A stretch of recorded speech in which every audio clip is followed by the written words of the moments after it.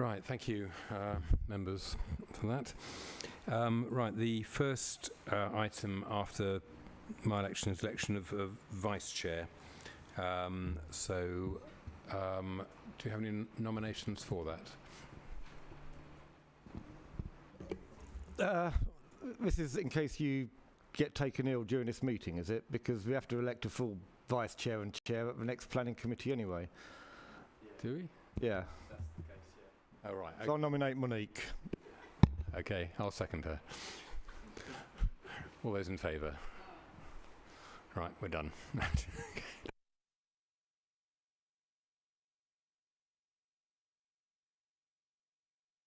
Right, well, welcome members and welcome everyone who's online, and the following staff are in attendance, actually mostly in the chamber.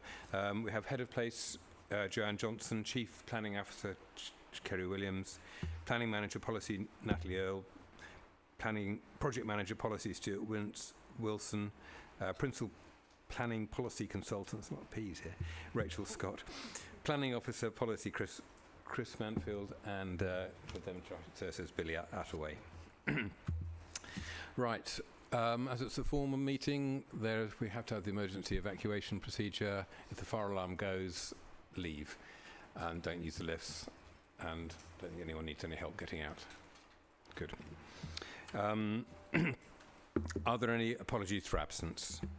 Thank you, Chair. There are apologies for absence from Councillor Kieran Goldin, who's substituted by Councillor Simon Clark, Councillor Karen Watson, who's substituted by Councillor Anne Kavanagh, Councillor Charles Gibson, who's substituted by Councillor Ben Martin, and Councillor James Hunt. Thank you. Are there any declarations of interest? No? Good. Right, which brings us on to the first substantive item, which is the vision and objectives and growth options. Natalie, Stuart's going to introduce this report. Thank you, Chairman. So there are three items within this report that ask this working group to make recommendations to the Policy and Resources Committee to agree. They include the vision, objectives and growth strategy for the Draft Plan Regulation 18 document consultation that's scheduled for later this year. So the National Planning Policy Framework, December 2023 version, sets out the approach to plan making at Chapter 3 and states that succinct and up-to-date plans should provide a positive vision for the future of each area, a framework for meeting housing needs and addressing other economic, social and environmental priorities, and a platform for local people to shape their surroundings. The latest version of the vision and objectives of the Local Plan Review were consulted upon as part of the Issues and Preferred Options consultation in October 2021. The responses on these matters to the consultation were in the main supportive. However, Kent Downs A and B unit suggested the strengthening of focus on the natural environment, and Natural England also suggested strengthening the focus towards climate change mitigation. So there's a revised draft of the vision that incorporates those amendments, corrects a number of grammatical issues to sharpen the focus of the vision, and reflects the language and ambitions of the corporate plan, and is provided for members' consideration in Figure 2 of the report. In terms of the draft objectives in the Regulation 18 consultation from 2021, again mainly received supportive responses with some clarity required over the Council's definition of sustainable lifestyles. So moving on to the third item in the report, in terms of the growth options that can be considered as part of preparing the document for the Autumn Regulation 18 consultation, the report contains two tables. The first sets out the options that were presented for drafting the Regulation 19 consultation back in 2021. It was felt that those options did not consider all reasonable alternatives and were too prescriptive in terms of their expected delivery, whereas a growth strategy should set out the approach to where development should go, whilst actualities will be dependent on suitable sites and supporting evidence. As a result, officers in informal discussions with members have put together Table 2, which is an alternative selection of growth options for consideration. So members are being asked to recommend to the Policy and Resources Committee the vision and objectives as set out in the report and a preferred growth strategy for the Reg 18 draft consultation document for autumn of this year. Thank you, Chair. Thank you. Right, so if we cover the draft vision and the draft objectives first. Are there any comments that members would wish to make on these? Councillor Baldock. Yeah, I think they cover what we've discussed before, and I'd be happy to move the objectives for recommendation. Okay, so if we look at to the right, that's for the objectives and the vision, and then the other part of this discussion is the alternative growth, or the growth option that we would like to recommend at this point. You might want to just take a vote on the first bit so we've covered the vision. Okay. Is there all those in favour of the vision and objectives? Sorry? And is there a seconder? Yeah. Right. All those in favour? Thank you. Right, so we'll move on to the growth options.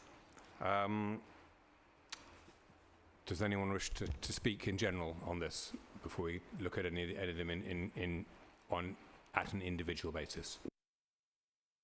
It's just a general comment, but and I know we'll go into this more in other meetings, but the government has recently increased our housing requirement by 21 a year. I think that the original plans to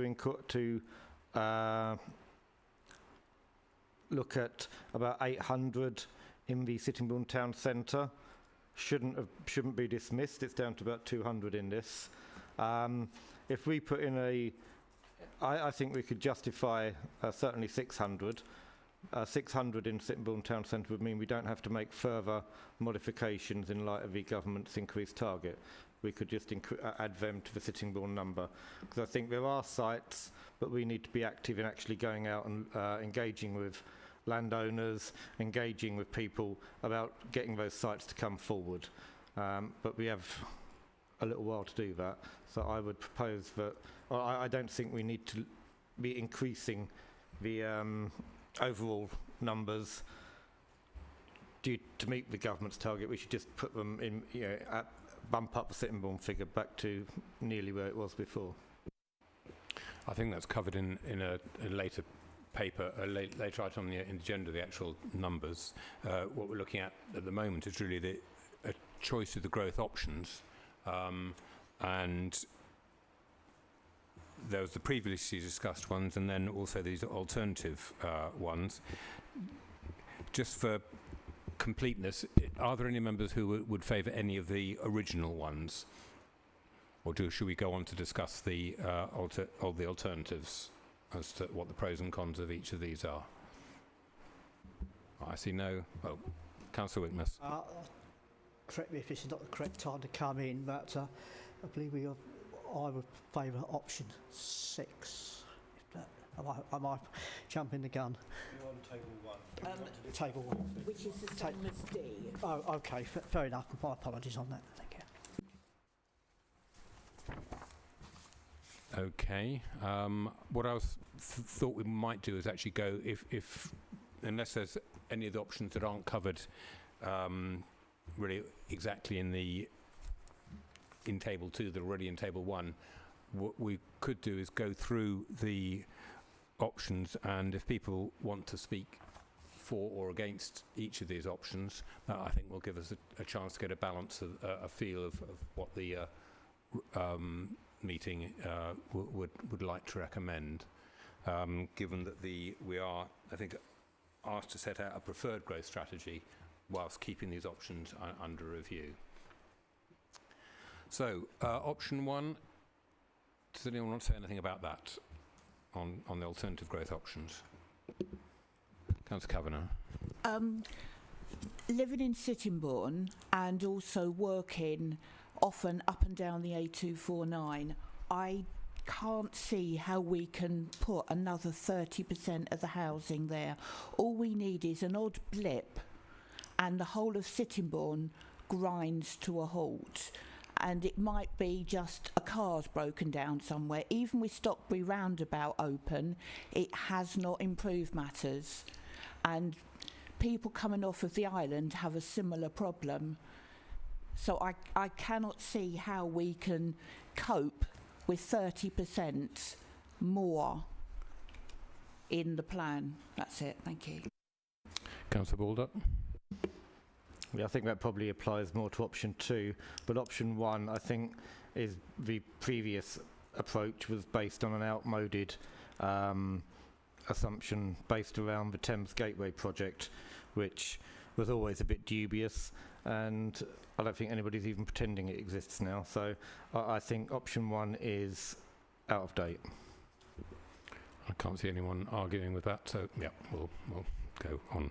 Right, option 2. This is looking at a strategic site in the west of the borough with the remaining balance of the need spread around other settlements.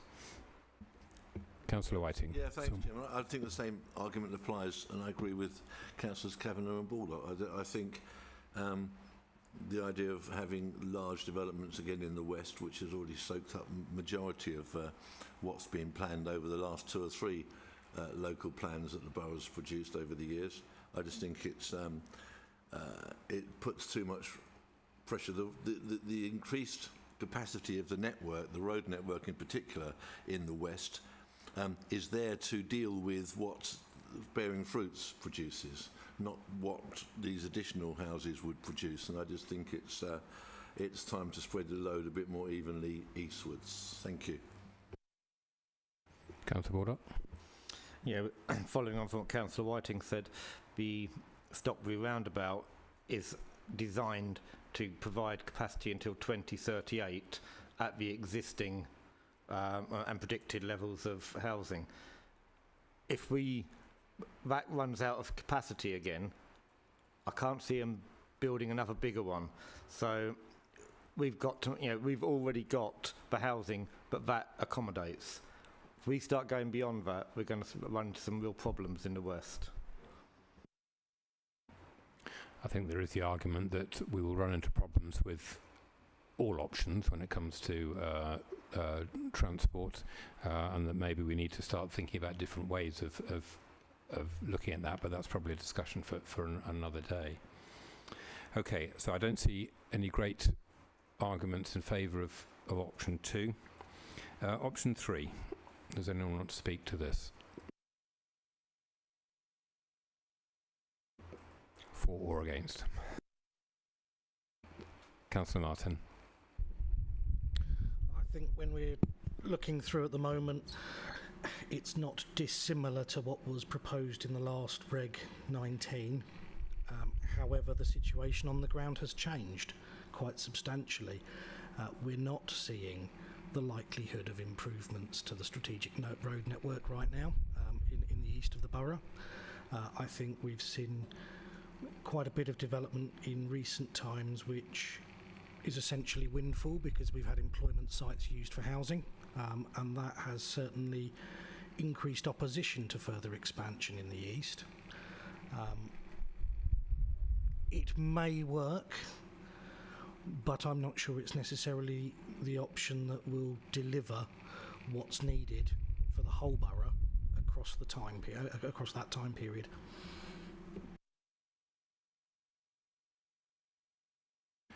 Yeah, I mean, I think it does depend on that spread of developments across the borough, which I think we'll be discussing, I'm sure, at a later date as to what that spread might be. But it may be a viable option if there is sufficient spread elsewhere. I think it would be difficult otherwise. Okay, and I think we've pretty well covered option 4 with the comments already on the strategic settlement in the east, in the west, and then the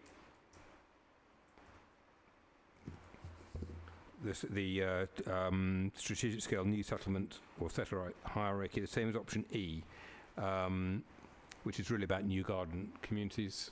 Councillor Baldock.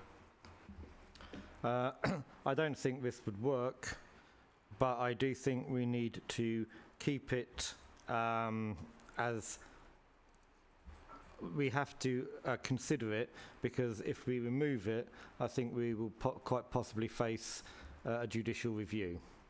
So if we go forward with a preferred option and other options, I think we have to keep this one as another option. Otherwise, we'll never get our local plan. Does anyone have anything to say in favour of this one? Or against it, come to that? Councillor Martin. I'd actually say on the same basis, options 4 and 5 should probably be remaining in there, not necessarily as preferred options, but as potentials, because I think that's where we will face issues with developers challenging a potential plan, which may well delay, and given the increased targets and changes to the MPPF, we probably want to get a bit of a move on.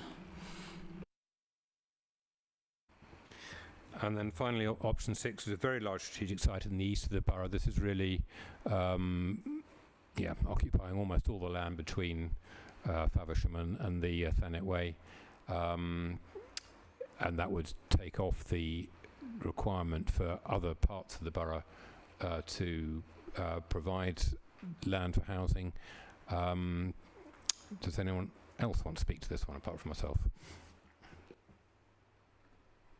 Councillor Winkles. Thank you, Chair. I feel that option 6 is more favourable. Basically, as we've already been discussing, the Sitting Bull end up here over the years, and developments have already been passed and waiting for construction. Basically, our road system this time of night or earlier, and most of the day, is very congested. We've only got to get a crash on the M2. The whole lot comes through here. I don't think we're capable of taking any more with the infrastructure. It's not easy to push it anywhere, I know, but I favour some more going down the Faversham end. Thank you. Option 6. Councillor Baldock. And then Councillor Martin. Yeah. And it's not an ideal option, but from a purely planning perspective, it gives us a new secondary school, and the viability, which we looked at in a previous meeting on deliverability, came out very much in favour of this option in the amount of stuff that could be delivered in terms of affordable housing and delivering biodiversity. The viability was so much greater at some of these sites that from a purely strategic planning perspective, option 6 makes a lot of logical sense. Councillor Martin. Going to have to take a very different view on this one. I actually think that this goes against the vision statement for a start. I think what happens if you go for this option, you can write Faversham off as being a historic town. It's gone. It will destroy it at that size, because actually it's the only real centre for anybody from those new proposed developments, unless they're their own separate garden communities. I think we talk about traffic drawing to a standstill in Sittingbourne for one car, one accident. One accident anywhere between junctions 5 and 6 in either direction absolutely snarls up not only the M2, the A2, both between Faversham and Canterbury and Faversham and Sittingbourne. You then screw up the roads internally, and there are no alternate routes. Let's face it, there have been times when it has taken me longer to cross my ward than it has to get from the end of my ward to here, because of the way the traffic works in that particular location. We also have to bear in mind that at the moment there is no solution for Operation Brock, therefore Brenley Corner is used as the turnaround point. That means a lane on Brenley Corner is closed most of the summer, and we have tailbacks along the M2 past junction 6 towards junction 5 again in coastbound. I think it would be a strategic disaster transport-wise. I think it would be a disaster in terms of the communities, both in the villages and the town of Faversham. And I think, to be honest, you'll see so many objections coming from the east of the borough on that one, it will be a struggle to get it through. And I also don't think it would be deliverable, because you'd be relying on developers competing against each other and building out faster. That's not what will happen. they will slow up their building rates because the prices will be going down. It's that simple. So actually you'll end up in a similar situation to where we are now, without a 5-year supply, with a probable NPPF that's going to require a continual proof of 5-year supply going forward, where it won't be about renewing your local plan every 5 years, but selecting additional sites to add to it every year. I think we'd be right up a creek without a paddle on that one. So I think it would be a disaster for the borough to try and rely so heavily on one particular area. It has to be spread out. Councillor Whiting. Thanks, Jim. I've got some sympathy with what's just been said, but at the same time,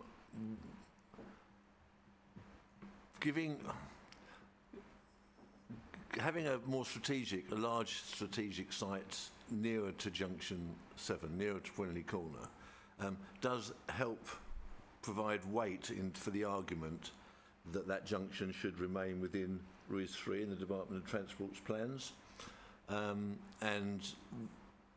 there's every chance, given the way the government has been talking since it got elected, that schemes like Junction 7 may fall by the wayside. And there's no definitive answer on that yet from the Secretary of State. So I think that a strategic development adjacent to Junction 7 is the best way to help ensure Junction 7 actually does get improved in the way that everybody wants it. But going back to this whole, the difference between a strategic site and a new town, new community, garden development, I'm struggling a little bit to see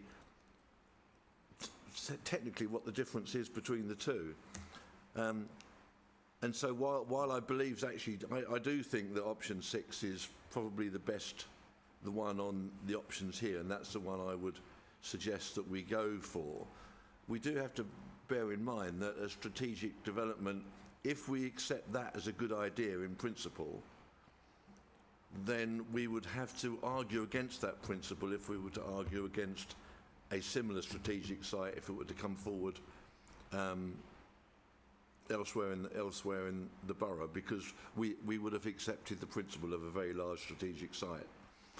So I say yes to 6 with a caveat, really, that we must be prepared to have some really good evidence as to why that is the only strategic site that the borough would want to see, and it wouldn't want to see others elsewhere that developers may or may not will likely come forward with, which they will, and they already are. We know that's going to happen. So accepting one strategic site in principle, I think, does weaken our defence slightly against others. So we just have to bear that in mind. But that said, I do think of the 6 options we've got, and that A to E over the road, I think that option D or 6 would be the ones that I would suggest we move forward with. Thank you. Councillor Kavanagh. I appreciate these are really difficult decisions for us all. I think Sittingbourne is in this mess because, from what I understand, is previously 85% of housing was built in Sittingbourne and the island.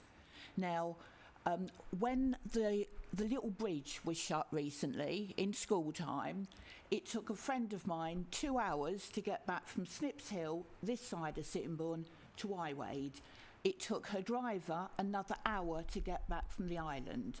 Now, some of the other options have got the possibility of having 2,500 or round about that in Bobbin. If you put that amount of housing there, for instance, you're talking about maybe 5,000 cars. I don't think shutting that bridge at that amount of time would normally have allowed 5,000 cars going through. It would be a worse scenario. So I appreciate these figures are awful, but we've got to even it out the best we can. And sadly, because previously Faversham had very little housing, and I come from Faversham, I know Faversham well, but because it had very little housing, it's got to be evened up. We cannot cope with any more. Well, not the levels that are required in order for the plan. And likewise the island, because you've only got the 2 routes on and off. And I know they're a nightmare. Councillor Clark. Yeah, thank you, Chair. I come into this sort of quite late, really, as the first time I've ever substituted on this particular committee. And it is a very, very difficult one, looking at all the options. I'm going back many, many, many years now to when I was first elected in 2002, 2003. It was the case that, no, we can't have any houses built in Faversham at all, so they've all got to go in Sittingbourne or on the island. And as Councillor Kavanagh has just alluded to, since that time, pretty much most of the development in Swale has been around Sittingbourne and quite a large chunk on the island. I don't like the idea of having to say, you know, most of the development goes to the eastern end of the borough. But as Councillor Baldock has said, we've now got a nice new flyover at Stockbury, which has got a capacity limit. And I take on board what Councillor Whiting said, that there is the possibility of the junction improvement at Junction 7. I am torn, but I am leaning towards option 6, I think. Thank you. I think certainly, I mean, looking at the jumping ahead slightly to the next paper, the number of actual completions in Faversham has actually been quite large in recent years. And, you know, there's, in fact, not all the houses planned for Sittingbourne have been built. So, you know, I don't think it's as imbalanced as it used to be, but by any stretch of the imagination. I think the deliverability argument is quite strong. It's putting all our eggs in one basket if we have all the housing basically in effectively almost one site. And I think that could be something that would open us up to challenge, and also does remove the possibility of additional affordable housing in other places in the borough. So I think a strategic site in the east with a spread actually answers both of those points. In terms of the traffic issues, they're going to be the case whatever we do, unless we start to change the way we move, and I think that's going to be the case that we'll need to look at, and that housing isn't going to provide the roads anywhere to actually not make things worse. So those are my views on that one. Councillor Bonney.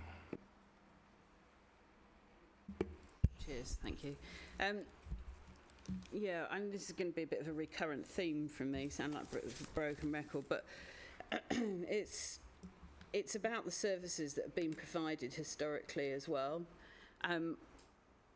The growth plan historically has this magic invisible line which loaded quite heavily the east of the borough, very heavily.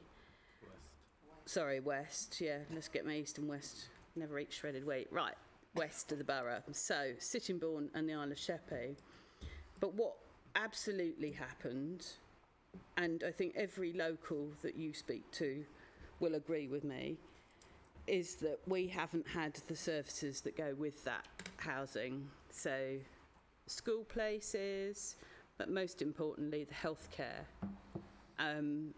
We know that Sittingbourne is well behind the curve with its GP facilities and accessibility to those GP facilities. That's the one thing that drives me crazy, because it's probably the biggest burden I get as a ward member, is people trying to access healthcare, which actually isn't my bit as a borough councillor, but it is as a hospital governor. But what is clear is there is no catch-up plan, And do I have any faith that that catch-up plan will come any time in the next 3 years?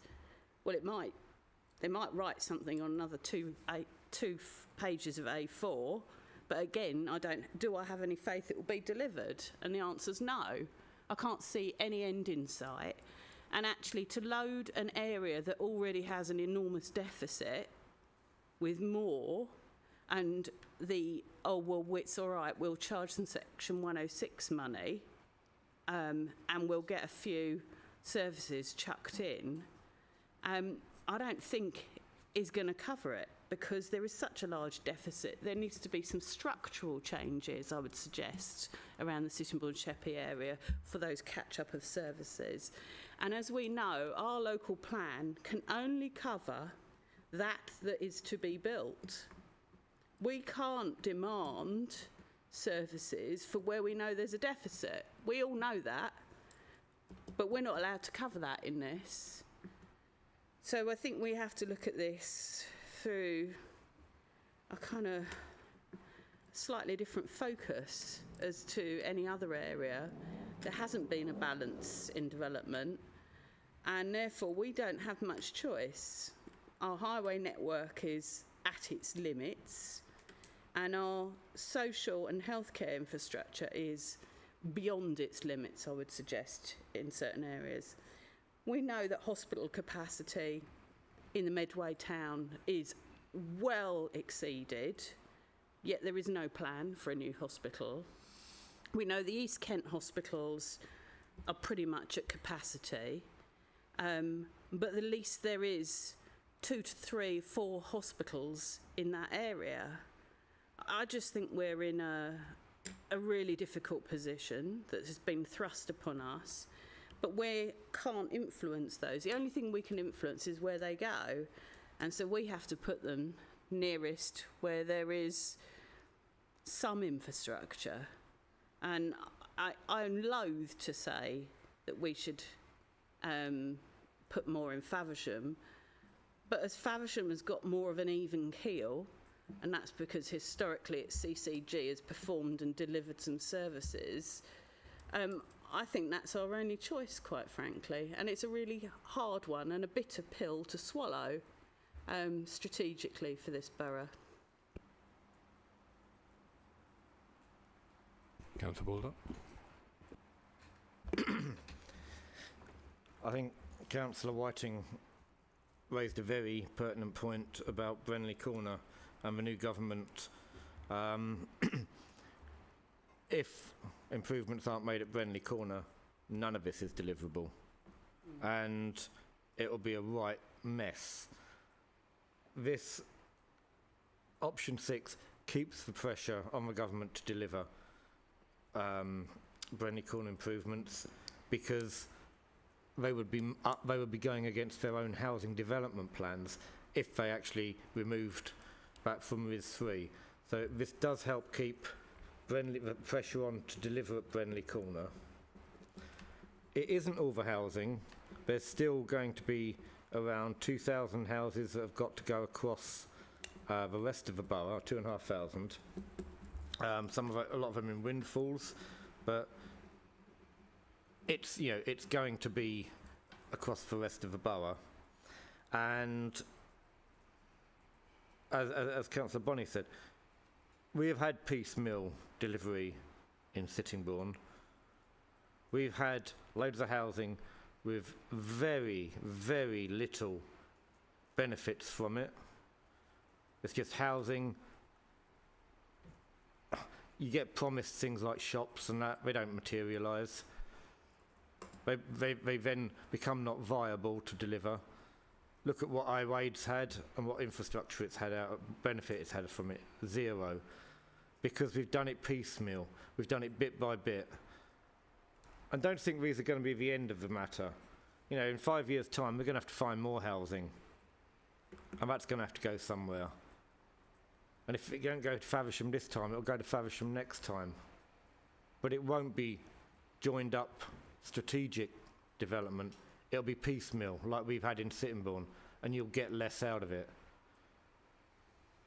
If we take a big chunk, a big site like that, that can deliver the infrastructure, that can deliver what's needed and work harmoniously, rather than the chaotic way that development around Sittingbourne is running, then it doesn't feel like it now. But in 10 years' time, I think people will be glad that you've actually got a strategic development of Faversham and not the mess that we've had across Sittingbourne. Because you'll actually, you could, the people in Faversham could actually get something out of this. In Sittingbourne, all we've had is traffic chaos and misery. So I wouldn't recommend that to anybody. Councillor Whiting. Yes, thanks, Chair. Just to pick up on a couple of points, because I agree totally with Councillor Bonney. We're not going to be able to get 106 or Section 278 developer contributions for roads and health and schools infrastructure for existing populations, only for the growth. We've already got a problem in, you say that the houses, you know, have had a better delivery rate in Faversham. Well, that's great.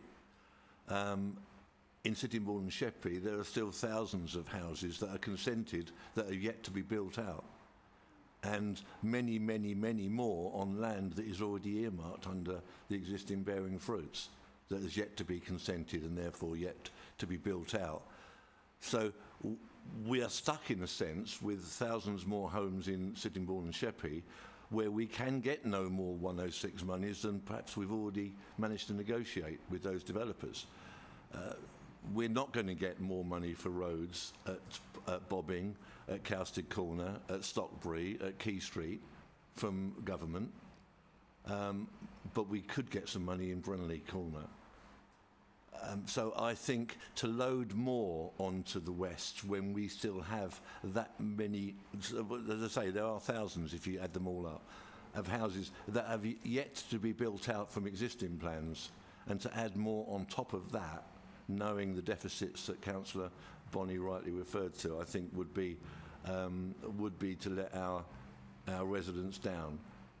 So with a heavy heart again, I think a large strategic site sitting in the east of the borough, where we are starting from a more level playing field, as Councillor Bonney says, in respect of community facilities, and that we can build on those facilities with the new monies that would come from new development for the new residents that move in. So with a heavy heart again, I would recommend moving for option 6. Thank you. Councillor Martin. I think I'll do it because otherwise I don't think that you could when it comes to the NHS side. I think, yes, we're on a more even keel in the east in terms of health facilities in that we don't have as big a deficit of GP numbers compared to patients. But what we do now have, I think I'm right in saying Bank Street Surgery last week reduced its catchment area again, so it no longer covers Tenham or Bourton. But people in Bourton have had letters saying that they're no longer able to register or they need to find a new GP.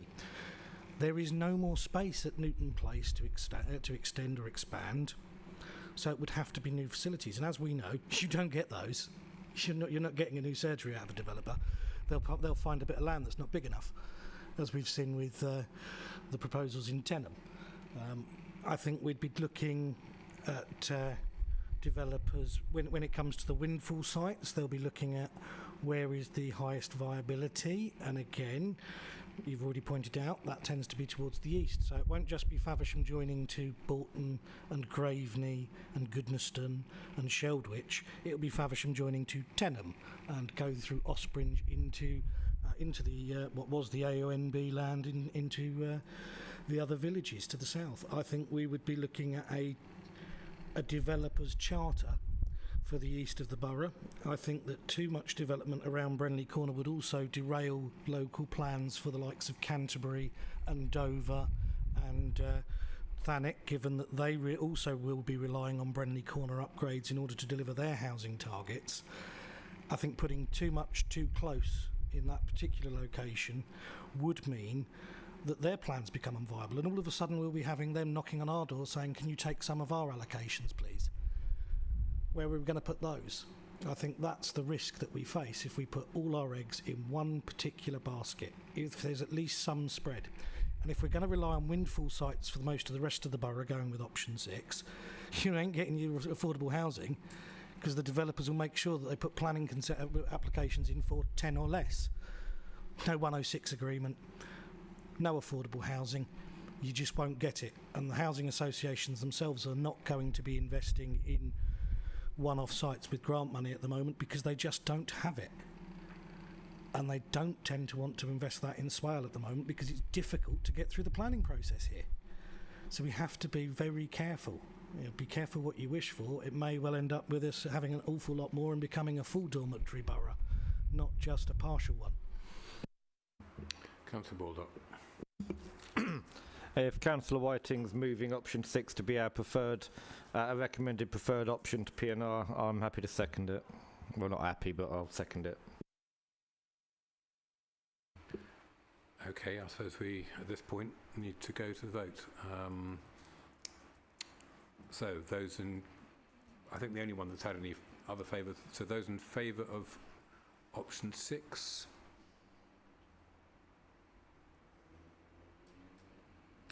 Those against?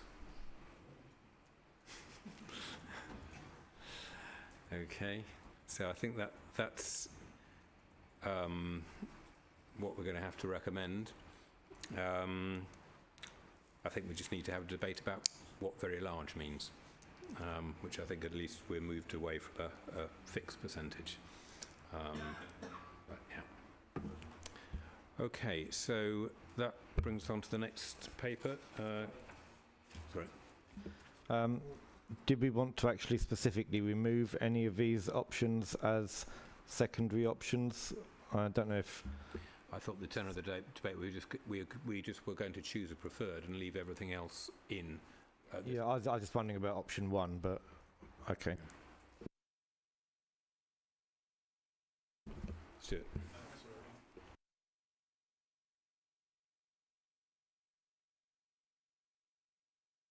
Chairman, was that a proposal to actually just remove option 1 and leave 2, 3, 4, 5 in as... It was a kind of asking if we could get the officer to advise us on it. Yeah. Okay.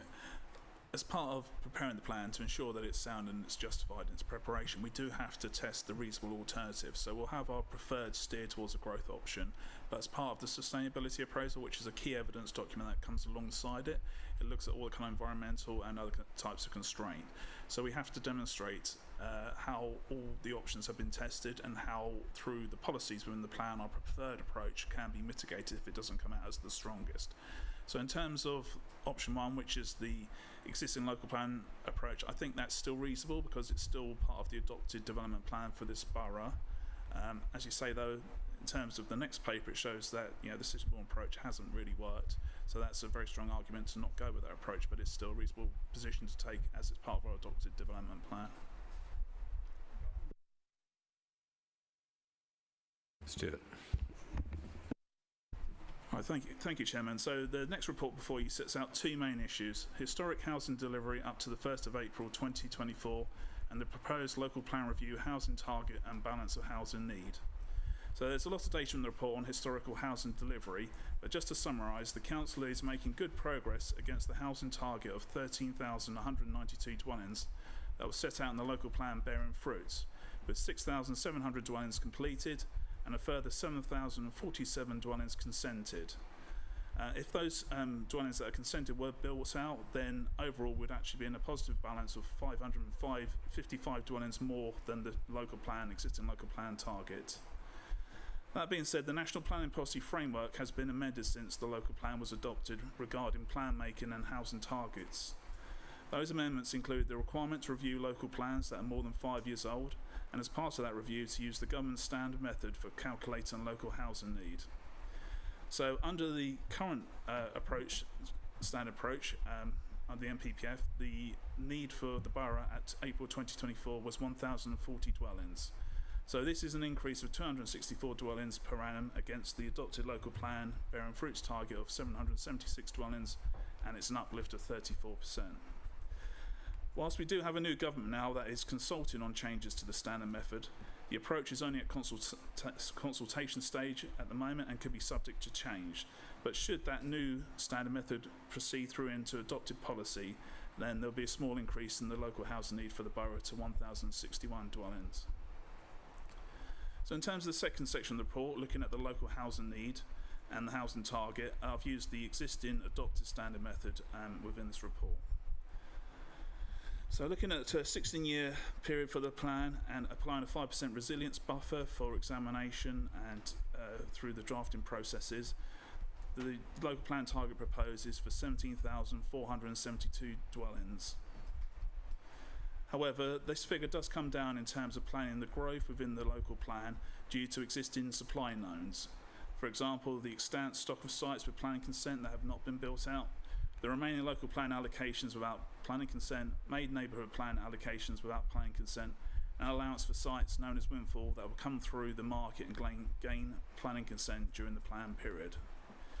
When taking all those supply knowns into account, Table 4 of the report sets out that the balance of dwellings requiring new land for allocation in the review would be 6,247 dwellings. However, it should be noted that the remaining local plan allocations without planning consent should be reassessed due to the length of time passed since their adoption to identify if they're still available and whether there are other material circumstances that have changed since the adoption of the plan in 2016 that could affect their suitability. So this means that as part of the plan drafting, we should be looking at 7,990 dwellings as part of the plan's growth, and that consists of the 1,703 dwellings of local plan allocations that haven't got consent, and as I said, the balance of housing need, which is the 6,287. So as previously mentioned, the new government are consulting on that change to the standard method, and if that was to go through, it would be an increase of 336 dwellings over the proposed plan period. Should this become adopted national policy, it's something that we could actually consider after the Regulation 18 consultation before we go to Reg 19.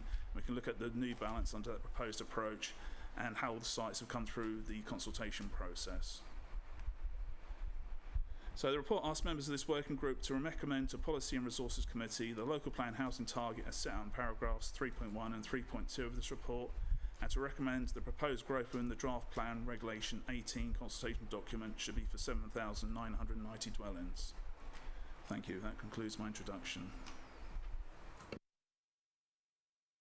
Councillor Baldock. Thank you, Chair. I feel that this is a totally undeliverable housing number. I think that this borough will struggle to deliver housing of this level.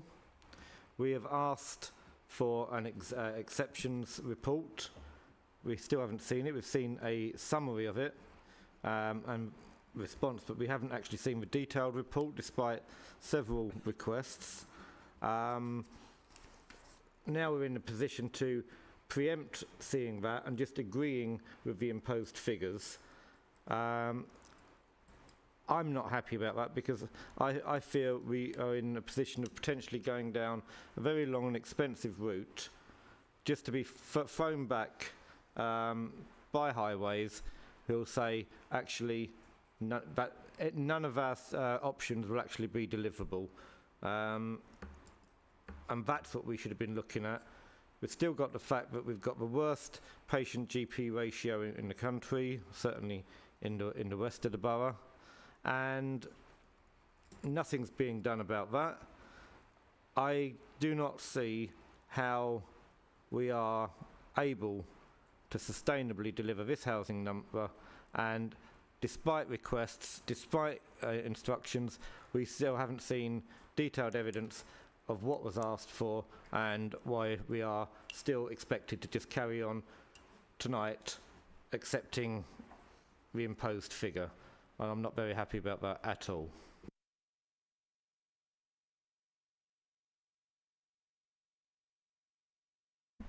Come back. Yeah, we're still going through the draft of the exception report with the consultants. The consultants wish to amend it again to reflect the proposed changes within the emerging MPPF consultation. I think what's important to make clear about this study that was commissioned, it was to see whether or not there was an exceptional circumstance for a lower housing figure as set out in the current version of the MPPF. The proposed amendments to that document now takes away that exceptional circumstance. It also takes away the terminology of advisory housing targets in place and uses the terminology mandatory. So in terms of that kind of scope for seeing whether or not we have an exceptional circumstance, that's basically fallen away. But what the draft findings of the report stated was that in terms of the very high level policy constraints we have in terms of landscape and flooding, for example, are constrained to the southern third of the borough and the northern third of the borough. But there's still a main wide strip within the centre of the borough that is not constrained on those high level matters. So the report in its draft sections also looked at the dwelling growth projections and whether or not there's an exceptional change compared to other national examples, and also whether the affordability ratio was exceptionally different for SWAR. In both of those elements that they assessed, they found there was no exceptional circumstances there, so it just left these physical constraints. So whereas they do acknowledge that there are concerns about the highways provision and so forth, until we actually know what the growth is and where the sites are going to be through the plan making process, until that process is done, we can't identify what mitigations are required for the growth. So whilst we're still going through further revisions of this document at the moment, the findings of it have not changed in the sense that there is not the exceptional circumstance, and it's most likely that it's likely that that policy requirement is going to be removed from the NPPF. In terms of this part of the papers, I mean, this effectively is a calculation. Would that be fair to say that this is not, we are accepting the calculation rather than necessarily saying that we're happy with this growth numbers? But Councillor Martin. I concur with your view there, Councillor Gould. However, I would suggest that rather than sticking with what we know to be the current target based on the current methods, it would be prudent of us to accept at this point that in all likelihood it will be the higher ones detailed in the additional paper that we received, and we should be recommending to Policy and Resources that that is the target that we work towards, so that we can be sure as we're going through Reg 18 that we're getting the right sites included, so that our residents actually have the opportunity to be consulted fully and properly on what is likely to be the required local plan, as opposed to what we hope will be the slightly lower number. There's no point in planning for something that you're then going to have to increase. Let's get ahead of the game for once. Councillor Whiting. Yeah, thanks, Chair. I think we had quite a long section of the last meeting, didn't we, talking about the grounds on which we might legitimately question whatever target, mandatory or otherwise, was imposed upon us. And I thought the general consensus then was, and the advice certainly was, that in fact there are no exceptional circumstances that we could legitimately expect and reasonably expect to be successful in proffering to government to get our numbers reduced, and the only likely outcome of any such challenge would be a large and greater expense to this council, and possibly attracting the ire of the Deputy Prime Minister and finding that she came down a little heavier on us and by taking over the process, because she wasn't convinced that we might be able to manage it ourselves. So I think, notwithstanding the points that have been made, and I do agree, we don't want these extra numbers, but this paper, I think, really asks us to suggest to PNR that the calculations that have been made are those that we really do need to be using as our working numbers as we move forward with this. And to do differently, I think we would have to see what those risks were. They're not very. The risks of not accepting this are actually quite they're not dealt with in any great detail on page 22, which is perhaps a bit of a shame. But I'd be inclined to sort of go with a recommendation on this, but with, again, a heavy heart that we're having to accept an even higher number from this new government than we were from the old one. Thank you. Councillor Baldock. Yeah, don't dispute that's what we discussed at the previous meeting, but also at that previous meeting we were told we would have sight of a first draft of a response, which we haven't had. And I feel that is, you know, we read here we're going back and we're getting another draft. We were promised sight of a first draft and we haven't had it, and I don't think that serves this group well. When we promise something, we don't get it, but we're asked to agree something based on the findings of a report that we don't actually get to read. I've made that point in other meetings, and I make it again today. Councillor Kavanagh. Sorry, I'm not very experienced in this, so I may have got it wrong. If we agree these figures, and if we then find we don't need these numbers, can't we just knock something off the allocation? Do we need to agree this in order to move forward, but be mindful, hopeful, that it won't be at that level? Because I know all the residents I'm aware of are, where's your local plan? All we're getting is developers coming through saying you haven't got a local plan, therefore we can ride roughshod over you. So I just need advice, Stuart. Thank you. So if I can come in on 2 points here. Firstly, in terms of if the figure was to go up, so if this new figure came through the next version of the NPPF, in terms of the figures before you, I've applied a 5% resilience buffer, so that's a 5% increase on the local housing need figure. The purpose of that resilience buffer is to allow for fluctuations in the local housing need figure, as well as if sites, for example, might not make it through the drafting process or even an examination, the inspector may find that the site is unsuitable. So, firstly, we've already allowed for potential fluctuations and increases in the figure through the calculations before you. Secondly, even if a new standard method wasn't coming forward, we would still have needed to recalculate the local housing need figure until we submit for examination. So under the current method, which probably won't remain, it's normally recalculated just at the end of March time when the latest affordability ratios come out. So it would have fallen around about the time of a Reg 19 consultation, certainly before submission for examination. So we would have to rerun the figures. If those figures came out at a lower quantum at that stage, then we could have taken a step back and think, you know, which of the sites that we've consulted on in that first draft have got the most issues from stakeholders and members of the public, and we could then take a decision what sites we wanted to remove.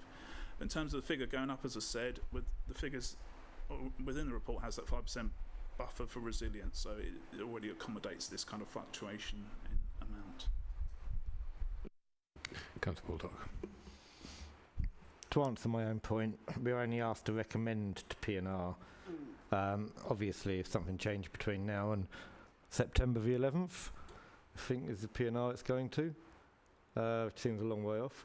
Obviously, we would be able to amend it accordingly. So let's just vote on it. I was going to say the same. So all those, I mean, as I say, this is a calculation that we are offering up to P&R to be the basis for us looking at sites. Just ask one question before we do vote, Chairman, if I may. Just the report that Councillor Baldock referred to, can we have some assurance that that at least will be available to the P&R committee in its most up-to-date form before P&R make a vote on this particular Should be there by then, item. shouldn't it? Yeah. Okay. Thank you. It's just a question of terminology, because I don't know if we've got any members of the public listening in tonight, but we talk about housing need. In my personal view, it isn't housing need for the area. This is a centralised target. And do we have to use the word housing need? Because I think it's very misleading. I think we should be referring, especially in these recommendations, to the housing target set by government. And that is so that we can get away from any misconception that we believe it's based on the local needs of the population. Because I know, not just me, but there's lots of nodding heads around this room. We are all of the same mindset that it isn't for local need. It is a target that is arbitrary in our view and excessive. I don't have a problem with that. I don't know that there's any planning reason for that, but there probably is. Yeah, so the terminology in need is what's used in the NPPF, and the rationale behind that is that the methodology is based on the local dwelling growth within the local area, and the affordability ratio is based on the affordability uplift within the area. So that's the local assumptions, and that's how they determine the local need. In terms of plan drafting, you then get the terminology housing targets. That's what you basically agree as part of your plan. So, for example, you agree how many years the plan will be over, and you agree, for example, whether there's going to be a resilience buffer as well, and that's how you get the terminology then housing target for the plan period. Okay, if it is terminology as defined by the NPPF, then can we have it capitalised and it referred to with an asterisk saying that? Because I think we should be very clear. Perhaps we can add a word saying the calculated, centrally calculated need. A need which is not untrue. Yeah. Councillor Baldock. I don't think it would be at all unreasonable for an introduction to be written by someone outlining exactly the council's position, the fact that we're being forced to take these houses. Remove reference to local need, because I've just read it in the objectives again, and it stings out now that Councillor Bonney has said it. If we have an introduction that makes it quite clear where we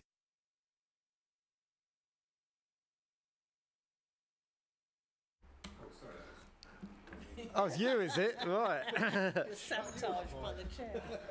I think we should have a good introduction, putting our position clear as councillors.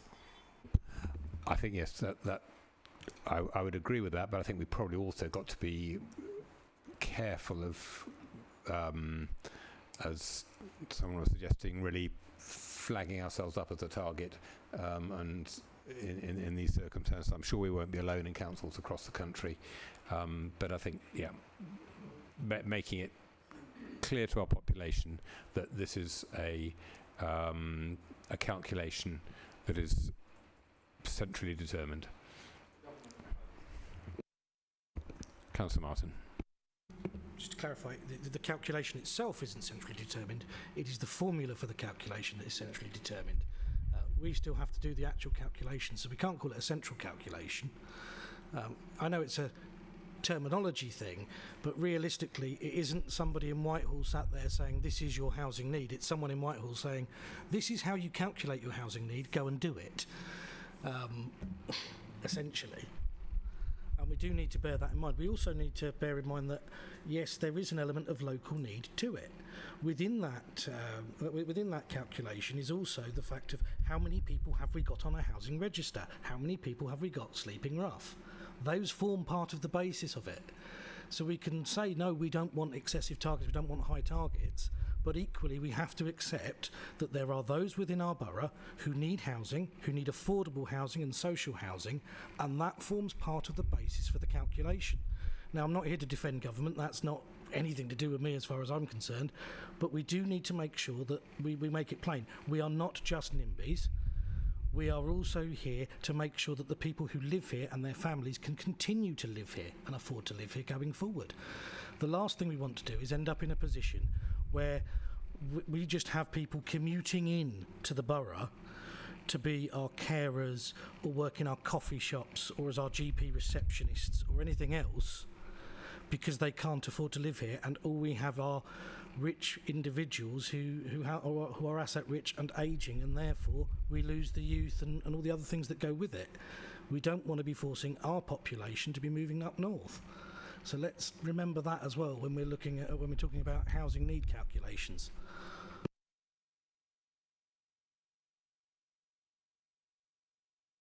I think we can accommodate that as well, but in terms of proposal, this is about the figures that is calculated using the government's formula, and I think that is accurate, and I think we can add that.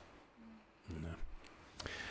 Okay, so if we, I suppose we better move to the vote on this one. Those in favour of recommending these numbers, accepting these numbers for, who've got a proposal? Sorry, can I just have clarified then? We're actually voting on the recommendations as on the paper rather than as amended? Or are we voting on an amendment to those recommendations? I think it sounds okay. Is anyone going to propose an amendment?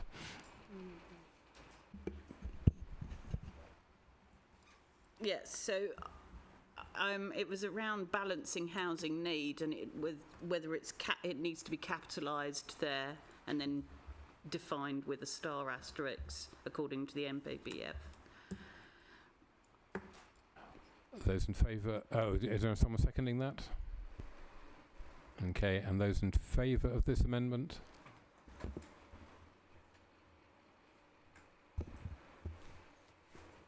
I think that's carried. Okay, so we now need a proposal for the amended proposal.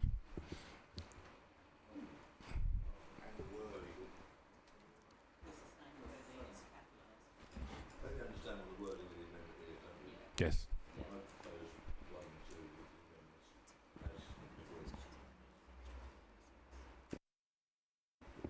Sorry, do you want to? Thank you, Chair. Yeah, there was an earlier suggestion that we look at an amendment to include the additional housing target figures that may come out at the end of the consultation. There was no seconder for that. Thank you. Okay, so So if it change, are you saying, sorry, if I may through you, Chair, to the officer, say there is an amendment or government changes its housing numbers somewhere between now and the 11th of September, that's what you were saying, that there's delegation that we could then update that effectively? If I may, Chair, apologies if I'm muddying the waters. Or Under I'm the just new MPPF that's out for consultation, our target would go up by 21 units a year.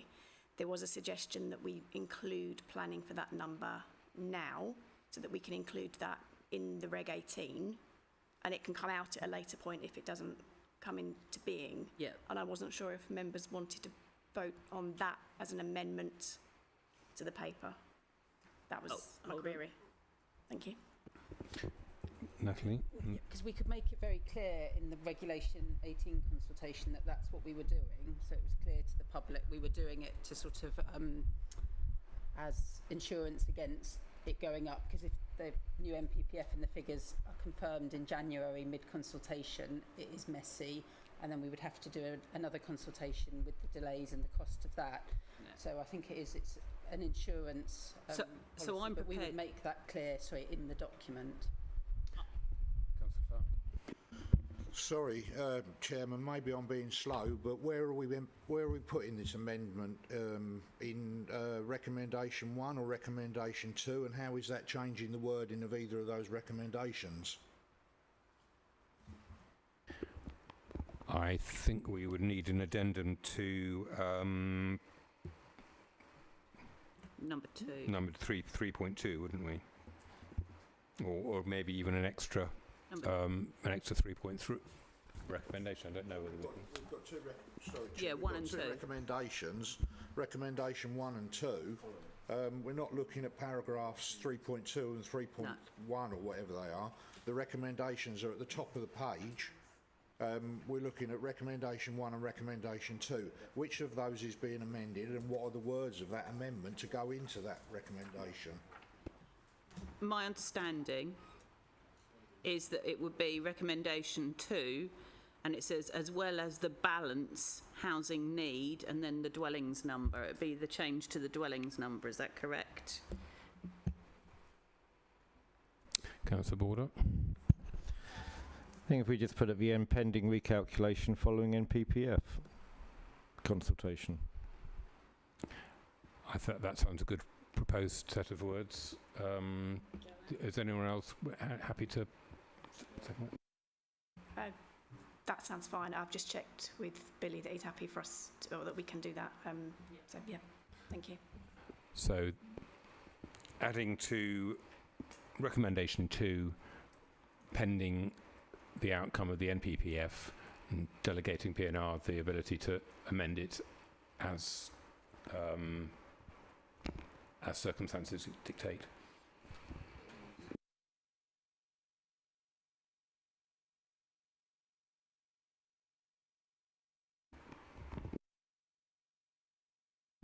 Mr. Chairman, if it helps, I think we all know what we're talking about. And I think if we could sort of just go with the flow on this, because it's all going to PNR, and I would hope that the officers, by the time we get to PNR, have a better idea what this number should be, and the form of words that we should include in the PNR, the recommendation that goes to PNR, to make sure that what we're suggesting is the case. Because I don't think we're going to thrash out the wording exactly here now, but I think we all know what we want PNR to be able to consider and approve. If the officers and then have got time, we can delegate to the officers, not to PNR, but delegate to the officers to go away and do that in time for PNR. And then we can question it at PNR if it's not what we thought we said. Does that make sense? We can move on then, yeah? Yep. So, we need a proposal to additional... I can revise mine to include those changes. So I've already put forward an amendment which is about the capitalisation of the terminology to make sure that everyone's understanding that and include obviously that change. Okay, so on that basis, we need a proposer for the... Councillor Whiting is going to propose. Seconder? For the whole thing, as amended. Yeah. It's Councillor Bonney. Those in favour? Okay, that's unanimous again. On we go.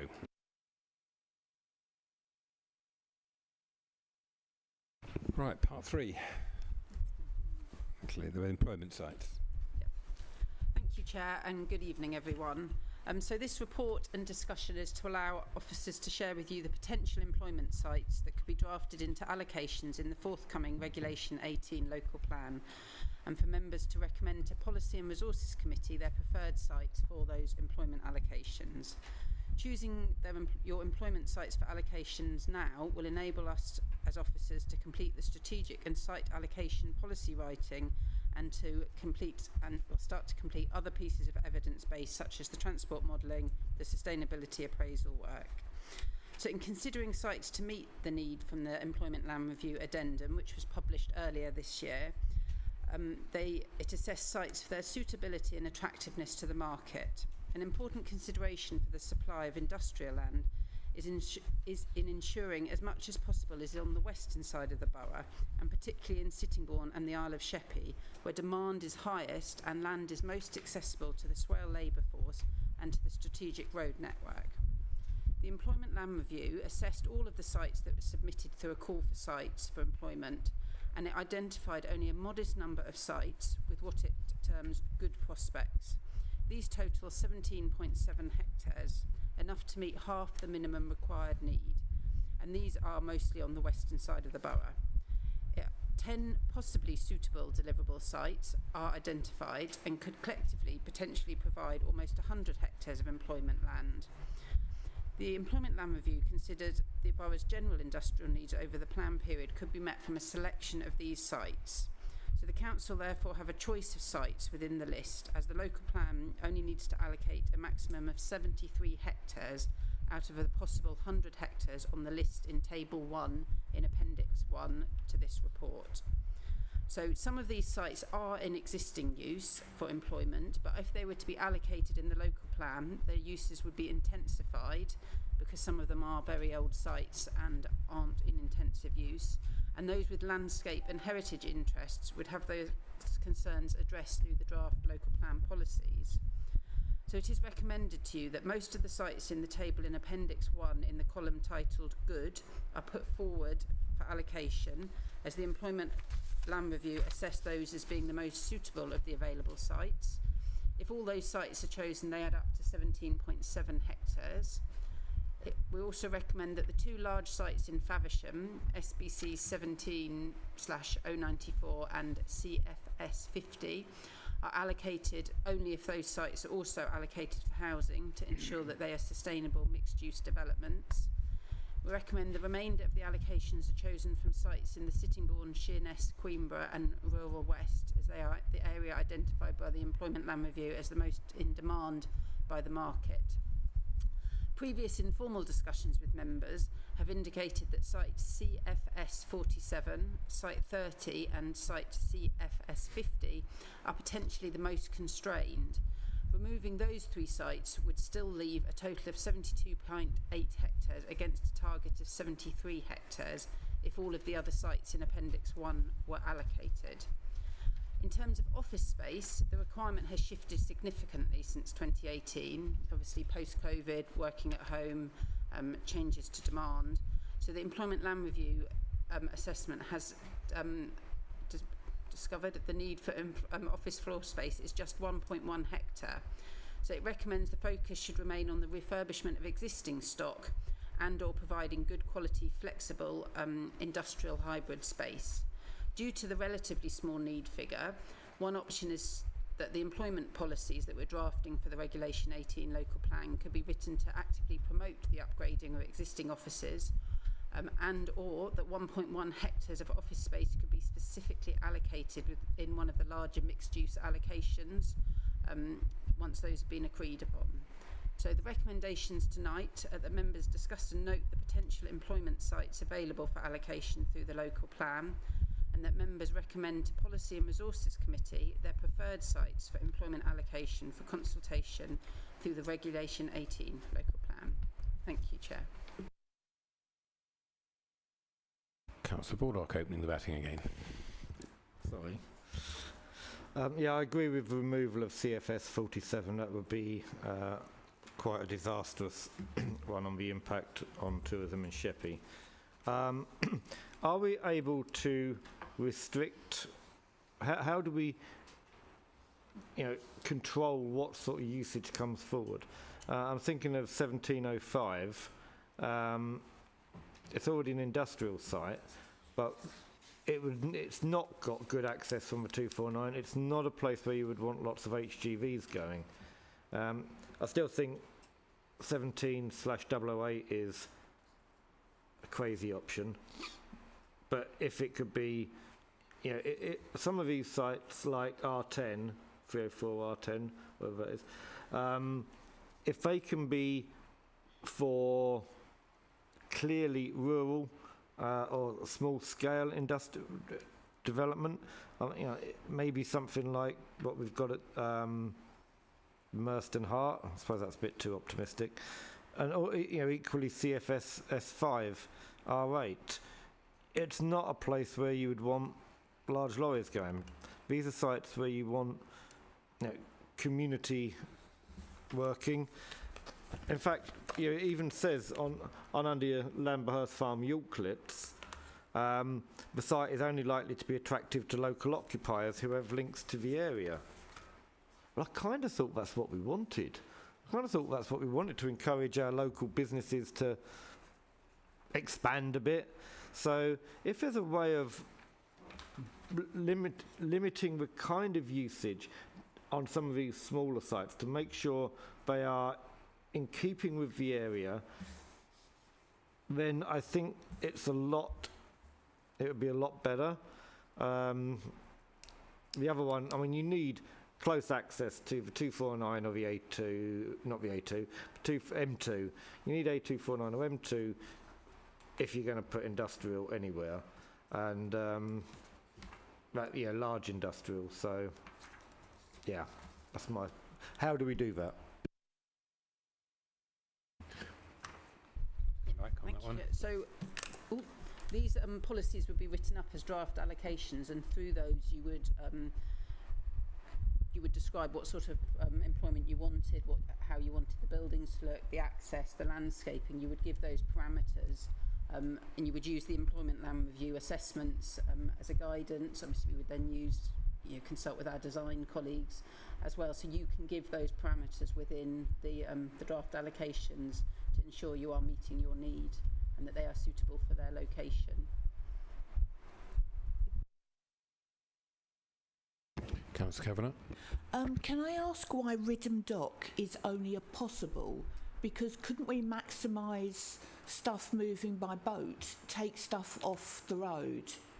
And it sounds like the owner is interested, and it's a hefty chunk, but it's only put down as a possible. Yeah, I mean, we're still recommending the sites that are possible be allocated. It's just that the ones that are good are sort of the best of the bunch, and then the possible are the next. So we're still recommending those sites are possible. So if you look in the employment land review, it's a huge spreadsheet that it assesses it against lots of different criteria. So it will have just scored slightly lower than some of the sites that have come out as good. I think there it might be contamination, and that it's close to a power pylon. So it's things like that. Sometimes it will just have reduced its score because of other issues or neighbour, if there's a different neighbour use. So in the full employment land review, but I could have a look at it in detail and get back to you if you'd like. But yeah, it's because there's about 25 different criteria that each site is assessed against. But as I said, we are recommending that even that the sites that are possible are allocated as well.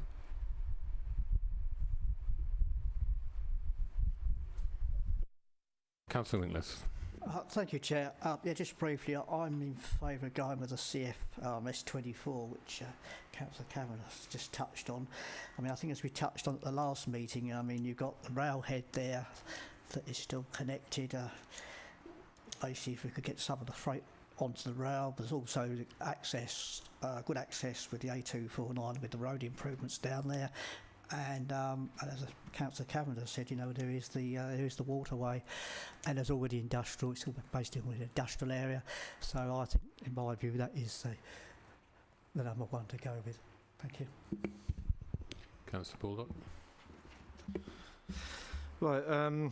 Following on from the previous discussion, we recommended removing 47, 30, and 50. Not sure how removing 50 works if it's part of our preferred option, but if we remove 47 and 30, I'm happy to propose the recommendations that we go ahead with the others and CFS 50 if it's recommended for housing. Councillor Whiting. Yeah, thanks, Chair. On the Rhythm Dock thing, I agree. I think it's kind of a no-brainer for me. But certainly we need to bear in mind, with regard to, as you said, the rail freight railhead that exists there already next to the developments already there.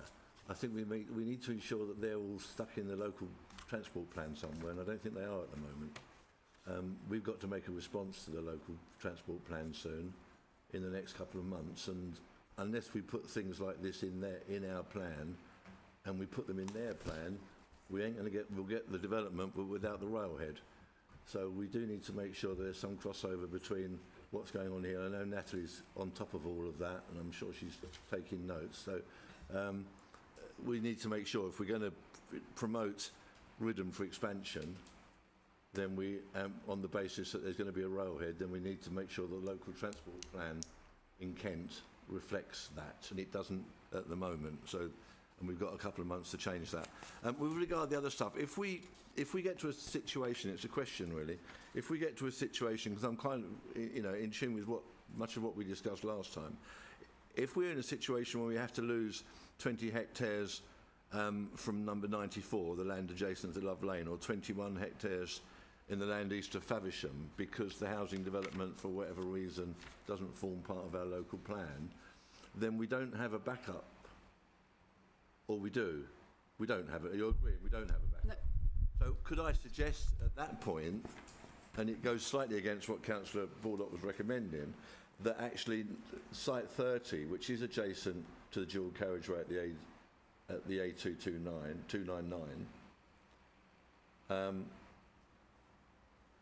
which would give us some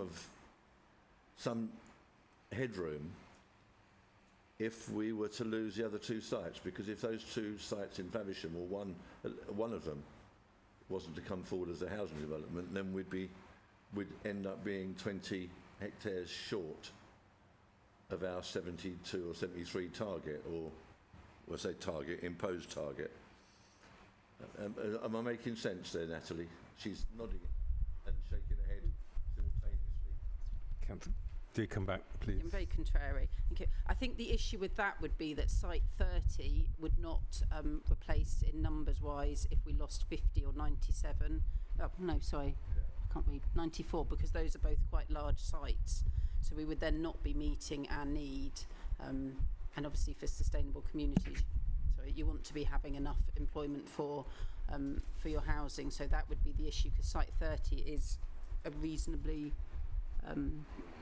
yes, it is remote site as well, but yeah, just in terms of the actual figures, I think that would be the issue. Yeah, I take the point. It doesn't meet it fully, but it would go some way, and it would give us, it becomes part of the solution. And the other part of the solution, which we haven't touched on, is it wasn't expanded on in this report tonight, is whatever lobbying we're doing with government to get schools and schools particularly included as employment land or within the employment figures, which I think they should be, and I thought we were hoping that either you as chairman or somebody from the council will be writing to the Secretary of State saying that they need to change the rules on this so that schools are included as employment land, because they are. They'll employ 100 people per hectare, is probably greater than certainly greater than the enormous warehouses we've got in both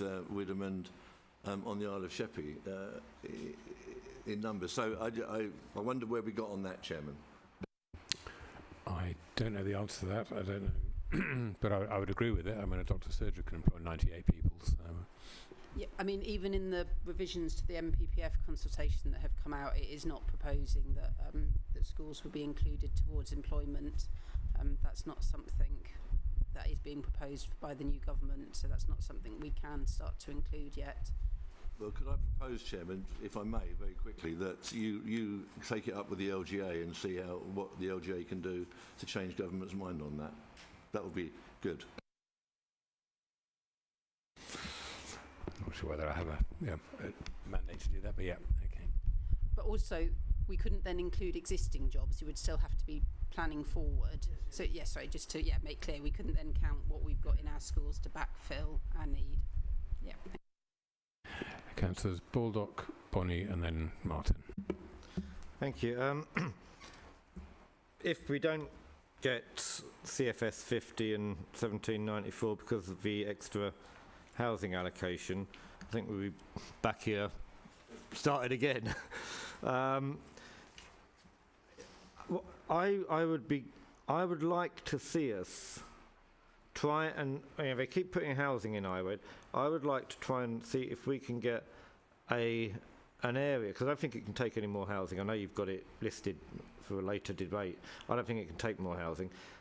I would like to see a small, explore a possibility of finding somewhere we could put a small scale employment area along the lines of some of the other areas, which not HGV and that, but small. But people could actually go and live in Iwood, could actually go and work in.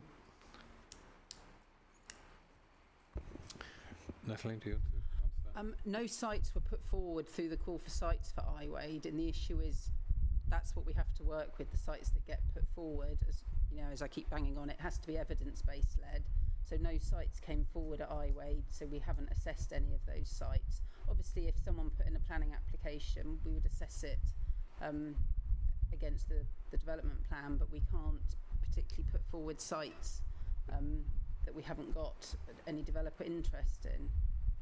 Do we not go out and ask, talk to people and say, we're doing the local plan, we think this would be a suitable site for employment? I mean, they keep putting houses, putting stuff up for housing there. Have you spoken to any of the landowners and said, instead of putting this forward for housing, have you considered a small employment use? Are we able to do that?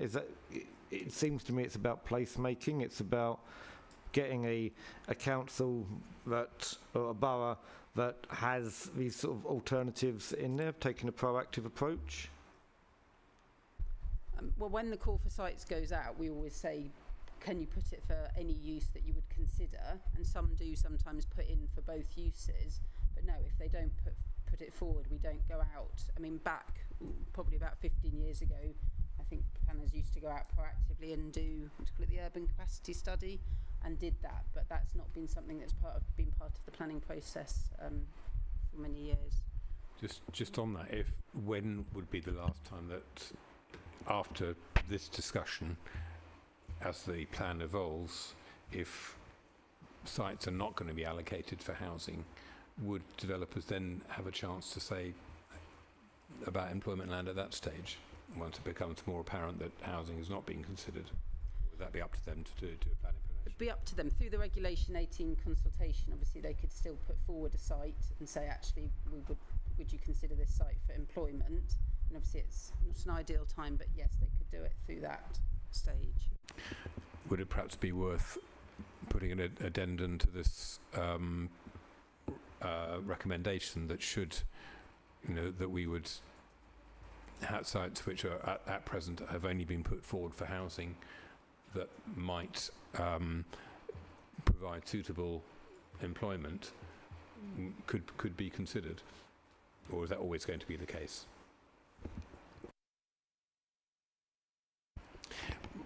Is it worth putting it? Sorry, probably. I think we could float that when we do the Reg 18 and seek to encourage people who haven't applied and see they're not in the housing Reg 18 to put to reconsider.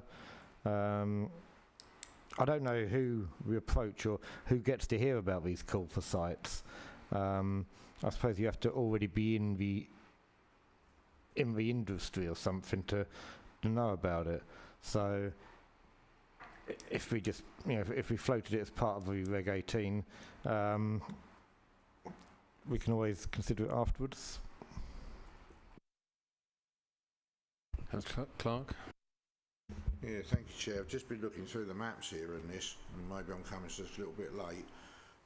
But the two sites, 17008 and 17005, they could cause all sorts of problems with access to them, especially if larger trucks, as Councillor Baldock has indicated, we don't particularly want going to the smaller sites. Because if you go to the one at Hout Green, 005, you've either got to come right the way back to Iwade Village and then up to the Grovehurst Junction to access the A249, or you've got to come all the way through to the Bobbing roundabout to access the A249, both of which are, okay, it's not a bad road, but it's not ideally suited. And 17008, I don't know why that tiny little slither of land's been included, to be quite honest with you, because again you could have access onto the old A2, but other than that you've got to have access onto Bobbing Hill, and access onto the A2, I would suggest from that site, the old A2 would need a big infrastructure payment to put in some sort of traffic signals or roundabout there, because if you've got that's quite a busy, well-used road, and if you've got HGVs manoeuvring in and out of that tiny little site, that causes all sorts of problems with accidents and traffic chaos. So, I mean, from my point of view, if we're looking at sites to remove, I would say that those two are ideal little sites to remove. Councillor Bonny, I think that's next. Cheers, thanks. Yeah, I know we've discussed these and I raised some points, so I just want to check. So, I mean, the first thing is, obviously what we want is density of employment, and I don't see under this a mechanism that we can use to ensure the density of employment. And I think it's already been mentioned about warehouse units, warehouse distribution units, where we get a very low density of jobs to space, and we get an awful lot of traffic, especially HGV traffic, which is known to break up the road surfaces quicker and cause us even more infrastructure problems. So through the Reg 18, I suppose, is my plea to officers that be minuted that we have a mechanism in there that employment land, that we see a higher density use of for jobs on that land, that we don't end up with a 1 million square foot shed with 300 or 400 jobs. That's just not a good use of our employment land sites, and it's not good for the borough. The other thing is around design. SBC 17/025 already has a planning permission for the listed building to be renovated, the agricultural barn behind it to be demolished, and houses to be built in that area. Is this the land that is adjacent to the walled garden for that listed property? It is, the officer's nodding. Okay, so I think what we would like to see, especially around that site, is that's quite a sensitive site there. It's also pretty prominent, is that it would be used for small business uses, and that actually the landscaping and design element of that space is critical there, especially with it being so close to a listed building. But what we don't want to end up with is another cool chain, which is yards up the road and causes enormous problems with HGV traffic going towards Sittingbourne and through Ospringe.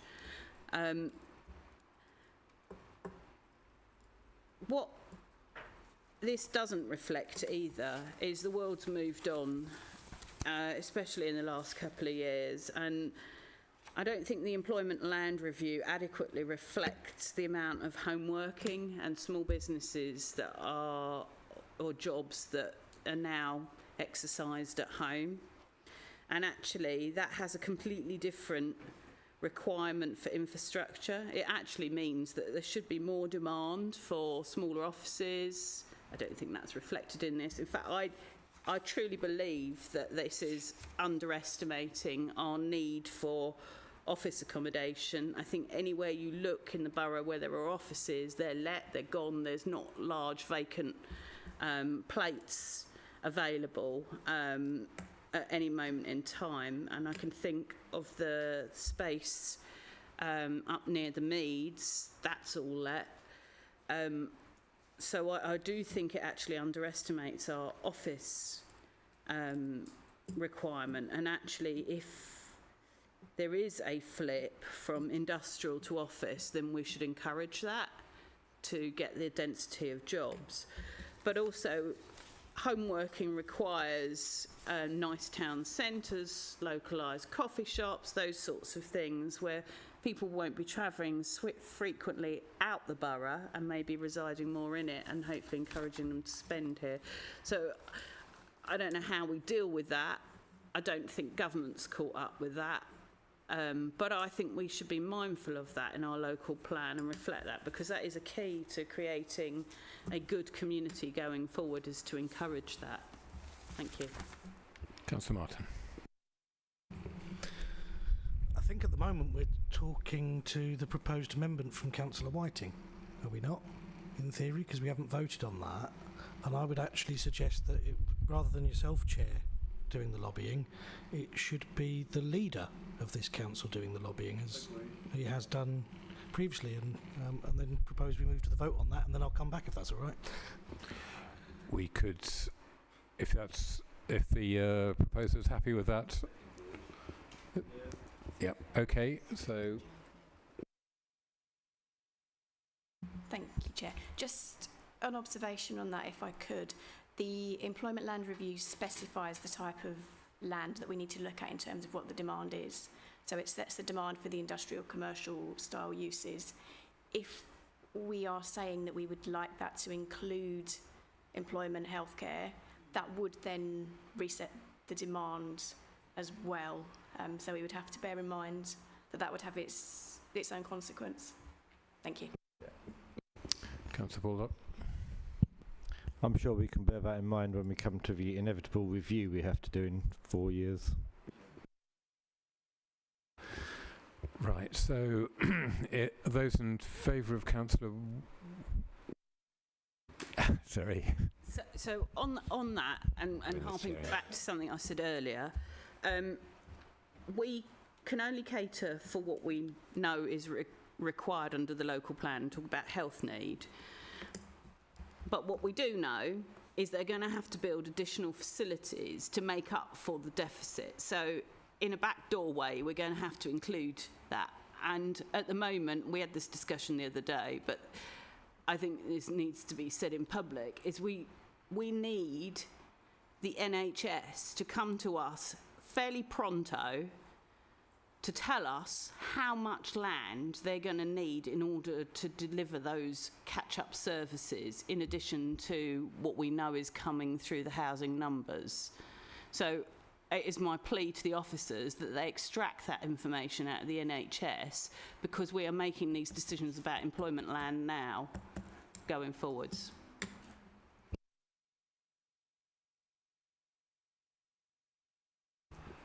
Anything else on this amendment or proposal, really?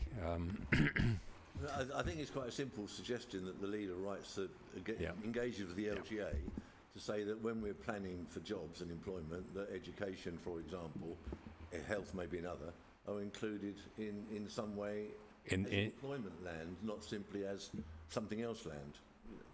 But what the argument is, we need to, wiser heads than mine probably need to formulate that in a letter.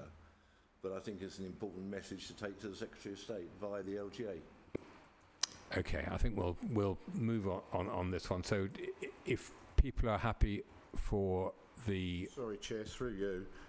Could I just ask Councillor Whiting to repeat his proposal, please? Certainly. That this committee asks the leader of the council to engage with the LGA to persuade the Secretary of State for Planning or Housing and Development, whatever she's called, Deputy Prime Minister, to include education and health as employment land in the employment land calculations. Does that sum it up right? And I think that probably would also encompass Councillor Bonney's point, is actually this is land that needs to be allocated for these purposes rather than just being vaguely suggested. So I think, yeah. So if we're in favour of that, could we have a show? Okay, that's good. Right. So, Councillor Martin. I'll go to the substantive point I was going to make. I think as long as we are learning from the mistakes of the past and ensuring that the allocations that are not near the motorways or the junctions are not used for heavy goods vehicle type employment uses, I'm thinking we don't want another transport depot at the end of the Western Link Road, for example, when you have to drive through an AQMA either way to get to the M2. The same with Cool Chain at Tedham. We don't want another one where you've got to drive through one or two AQMAs to get to the motorway network. I think we also need to ensure that we're encouraging, where possible, a change in transport movement for freight. So whether it is possible that some of these sites, in addition to Ridham Dock, can become rail freight depots rather than, or road rail exchange depots would be beneficial, and of course relying somewhat on our maritime history. Let's face it, we've got more coastline than anyone else. We might as well be making use of it. I think the other thing that I would like to see when we're choosing sites is that actually the sustainability of workers getting to the site is taken into account in the same way as people work. Sustainability is taken account with people going about their daily business, because their daily business includes getting to work. And if you put a site out in the middle of the country like number 30, then I think you're just encouraging car use from the site. So I think number 30 generally is not in favour, so I think would be happy to be removed. I think that really, and that plus CF S47, I think would be effectively the proposal that we are being asked to look at anyway, I think. And obviously if... I actually think 08 is landlocked because you can't access it from Bobbing Hill unless you go along, well, KCC had put Merston pipes all along it. There is some, if it's that spot, there's some dubious activity going on there at the moment, which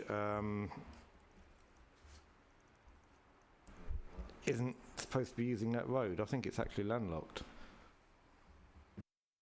Natalie, can I come get... Well, I mean, when it was assessed through the employment land review, it was visited by the consultants, and that isn't how they viewed it. I mean, if it's just got Milton Pipes in front of it, presumably that's just a temporary to stop people going onto the site. But we can check it out, but that's not sort of the information we've had. So going back to the proposal, find it again now.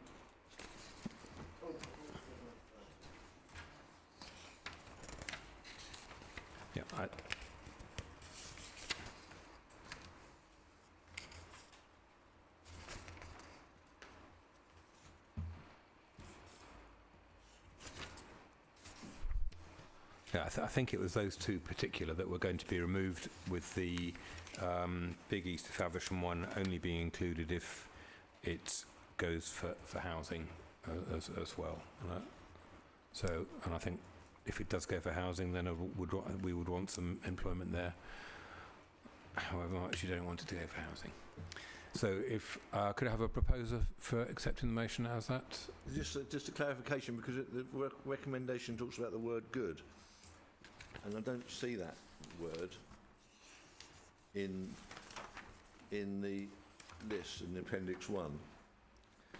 So are we not saying all of those sites listed in Appendix 1, with the exception of those detailed in the next 3 bullet points, are accepted?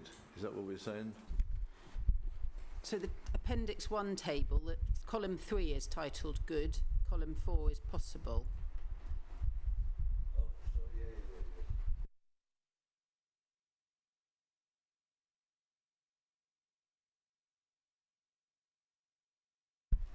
No, you can go for the ones that are recommended are the sites that are, sorry, Chair, Yes. are ones that have been assessed as good and possible. So it's really the essential recommendation is paragraph 2.6 is the which is what we are. It doesn't say good and possible in there, it says good. I think it goes on to, in the 3rd bullet point, the remainder of the allocations, except the ones at the 4th bullet point, which includes the rest. Those are most in demand.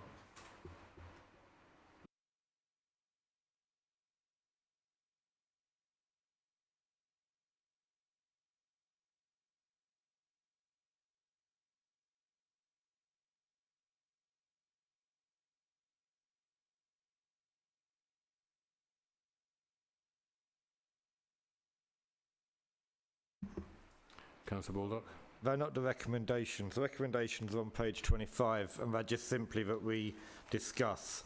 Recommendation 2 is then to recommend to Policy and Resources the preferred sites. So I would propose we recommend all listed sites with the exception of, oh Christ, the ones that we said. Number 30 and 47. CFS. Yeah. Okay, I'm going to second.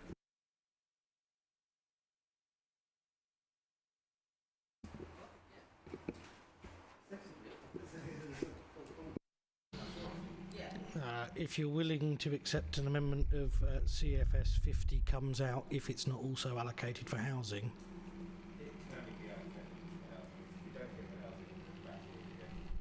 Aye. Okay, is that amendment accepted as the proposal? Okay, so we're clear what we're voting on. Okay, those in favour? Right, I think that can... Natalie? Then the question has been raised about allocating office space do we want, say, the minimum 1.1 hectares? Yeah, I mean, did you want to allocate a specific site for the office space, or leave that to officers to see if there's anything suitable that comes up through the housing allocations? Discuss them. I think if the officers come back with proposals for each of those sites for the policy structure, we can discuss it. Okay. Councillor Clark. Yeah, thank you, Chair. If we're looking at allocating maybe office sites, as Councillor Bonnie's alluded to, then I would suggest 17008 and 17005 be used as office space rather than industrial. That'll cut down on heavy goods movements on those delicate roads. I think there's a general question about the type of employment use that's being made, and I think that point has hopefully been picked up in the discussions, that we would like to see that the policies written for the sites reflect the use that would be most appropriate given the constraints of the sites, which presumably is something that one hope would happen anyway. If I could make a quick comment, Chair. In the report somewhere it says that, I think it's 08, the one off of Bobbin, off of, I think it's 08, what's the smaller one? It talks about it not being in an employment area. Well, you've got adjacent to it a hotel, a restaurant and a garage and a shop, which all employ between them probably about 100 people. So I think the report's a bit inaccurate, suggesting that 08 isn't in an employment area, because it's in an area where employment exists. Employment as defined by the MPPF in the planning system currently. But we can make an employment area, couldn't we? Maybe once you've done your letter to, see what comes of that, but not. Thank you. I think that concludes the end of the formal part of the meeting, or the formal meeting of the, forgot what it's called now. Yeah, the working group. We definitely need a break. It's getting hot in here. Thank you.